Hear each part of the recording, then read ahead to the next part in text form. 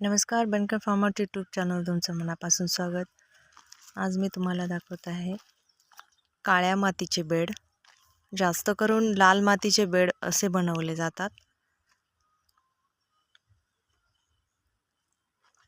हे बेड बनवण्यासाठी मजूर आणले होते आणि त्या मजुराने आपल्या हाताने म्हणजे टिकावाच्या साहाय्याने खणून माती काढून वरच्या साईडला टाकले होते। याला बोलतात फळी फोड बेड। साईडने फळ्या लावून व्यवस्थित साईडने ते दाबून घेतली जाते माती साईडची, जेणेकरून माती खाली ढसळणार नाही।